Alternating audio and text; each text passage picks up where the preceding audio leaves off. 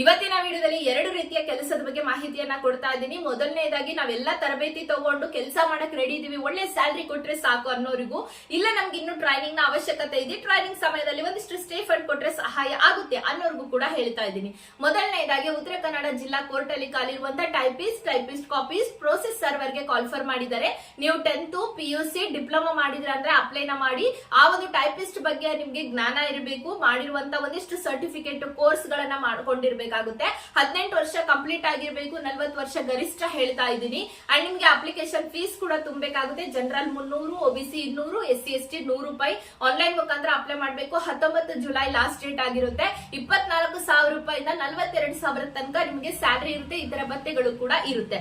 Online ಅಲ್ಲಿ apply ಮಾಡಿ, link ನಾನು ಕಮೆಂಟ್ ಬಾಕ್ಸ್ ಅಲ್ಲಿ PDF ಹಾಕಿರ್ತೀನಿ. ಇನ್ನ ಎರಡನೇದಾಗಿ ಟ್ರೈನಿಂಗ್ ವಿತ್ ಸ್ಟೇ ಫಂಡ್ ಬಗ್ಗೆ ಹೇಳೋದಾದ್ರೆ, ಇದು ಸರ್ಕಾರದ ಕೌಶಲ್ಯ ಅಭಿವೃದ್ಧಿ ಉದ್ಯಮಶೀಲತಾ ಜೀವನೋಪಾಯ ಇಲಾಖೆಯಿಂದ ನಡೆಸ್ತಾ ಇರುವಂತಹ ಒಂದು ಟ್ರೈನಿಂಗ್ ತರಬೇತಿ. ಇಲ್ಲಿ ನೀವು 10th ITI ಡಿಪ್ಲೊಮಾ ಮಾಡ್ಕೊಂಡವ್ರು ಅಂದ್ರೆ ನಿಮ್ಗೆ CNC ಆಪರೇಟರ್ ಮತ್ತೆ ಅದರ ಒಂದು ಮೆಕ್ಯಾನಿಸ್ಟ್ ಆಗಿರ್ಬೋದು, ಆಟೋ ಕ್ಯಾಡ್, ಈ ರೀತಿಯಾದಂತಹ ಒಂದು ಕೋರ್ಸ್ ಗಳಿದೆ. 4 ತಿಂಗಳು 1 ವರ್ಷದ ಕೋರ್ಸ್ ಇದೆ, ಫ್ರೀ ಆಗಿ ಕೊಡ್ತಾರೆ. ಅಂಡ್ ಪ್ರತಿ ತಿಂಗಳು 2,500 ರೂಪಾಯಿಯನ್ನು ಕೂಡ ನಿಮ್ಗೆ ಕೊಡ್ತಾರೆ. ಇದಕ್ಕೆ ಹೇಗೆ ಅಪ್ಲೈ ಮಾಡಬೇಕು, ಅರ್ಜಿ ಸಲ್ಲಿಸುವ ವಿಳಾಸ, ಫೋನ್ ನಂಬರ್ ಕೂಡ ಸ್ಕ್ರೀನ್ ಮೇಲೆ ಕಾಣ್ತಾ ಇದೆ. ಅವರಿಗೆ ಕಾಲ್ ಮಾಡ್ಬಿಟ್ಟು ಇನ್ನು ಹೆಚ್ಚಿನ ಡೀಟೇಲ್ಸ್ ಅನ್ನ ತಿಳ್ಕೋಬಹುದಾಗಿರುತ್ತೆ. ದಯವಿಟ್ಟು ನಿಮ್ಮ ಸ್ನೇಹಿತರಿಗೂ ಕೂಡ ಶೇರ್ ಮಾಡಿ. ಐ ಹೋಪ್ ಈ ಮಾಹಿತಿ ನಿಮ್ಗೆ ಯೂಸ್ಫುಲ್